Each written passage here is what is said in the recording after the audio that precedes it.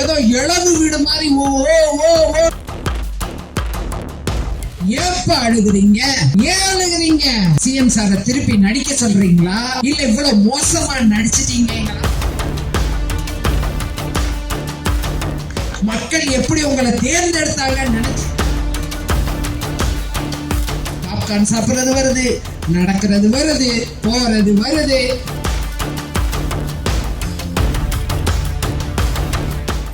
இது ரியலான ஆர்ப்பாட்டம், ரீல்ஸ் ஆர்ப்பாட்டம் இல்ல.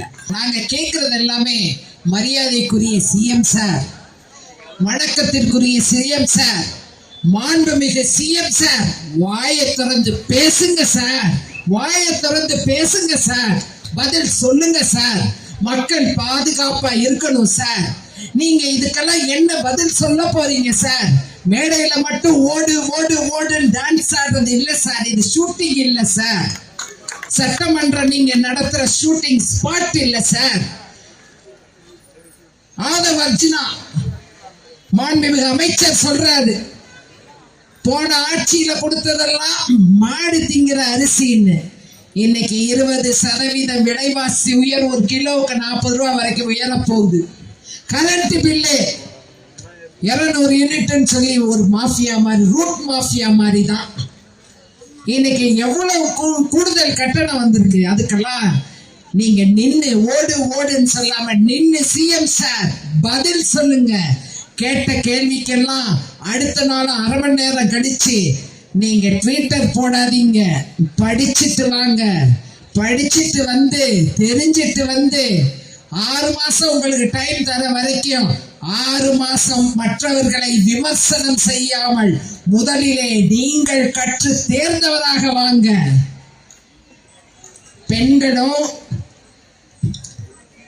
மாணவர்களும் நீங்க நடத்தின 23ஆம் தேதி உங்க படம் அன்னைக்கு, அதுல ஒரு அமைச்சர் சொல்றார் FDFS. FDFSனா என்ன தெரியுமா? First day first show. நான் அப்படிதான் பார்ப்பேன். எல்லா அமைச்சரும் பாப்கார்ன் திங்கிறான். ஓகே, பாப்கார்ன் சாப்பிடுங்க, படத்தை பாருங்க. திடீர்னு பார்த்தா எல்லாரும் ஏதோ இழவு வீடு மாதிரி ஓ ஓ ஓ ஓன்னு அழுகுறாங்க. எதுக்குப்பா? ஏப்ப அழுகுறீங்க? ஏன் அழுகுறீங்க? சிஎம் சார திருப்பி நடிக்க சொல்றீங்களா இல்ல இவ்வளவு மோசமா நடிச்சிட்டீங்க எங்களால படத்தை உட்காந்து பார்க்க முடியலன்னு சொல்றீங்களா? மக்கள் எப்படி உங்களை தேர்ந்தெடுத்தாங்கன்னு நினைச்சு அழுகுறீங்களா? சரி, நீ யதார்த்தமா அழுதிருந்தீன்னா அது ரீல்ஸ் எடுத்து வீடியோ எடுத்து வராது இல்ல. பாதி அமைச்சர் அழுதுட்டு அப்படியே வருது.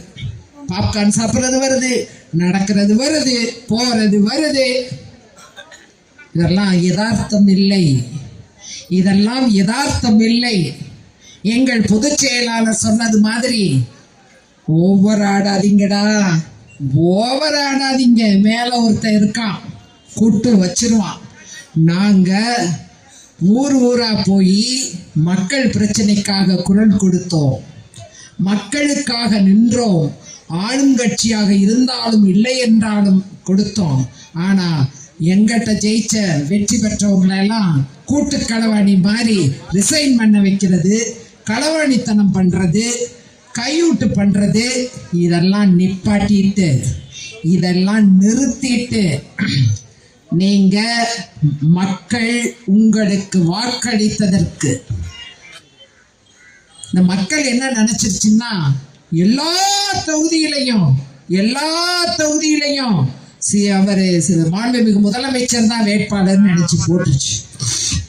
இப்பதான் ஒவ்வொரு எம்எல்ஏ பார்க்கும் பொழுதுதான் அதுங்களுக்கு புரியுது. ஓ ஐயோ பரவாயில்ல, ஒரு மேஜிக், ஒரு சுனாமி நடந்துருச்சு.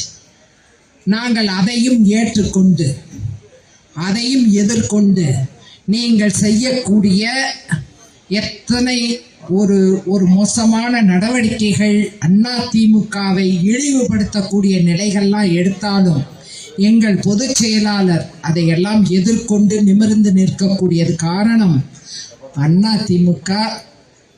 திமுகவை எதிர்த்து மக்கள் போற்றும் மாபெரும் தெய்வம் புரட்சி தலைவர் அவர்களால் ஆரம்பித்த இதயக்கனி ஆரம்பித்த மக்களுக்கான ரிக்ஷாக்காரன், மீனவ நண்பன், இப்படி மக்களுக்கான பல கருத்துக்களை சொல்லி ஆரம்பித்த, அள்ளி அள்ளி கொடுத்த வள்ளல் ஆரம்பித்த அனைத்து இந்திய அண்ணா திராவிட முன்னேற்ற கழகம்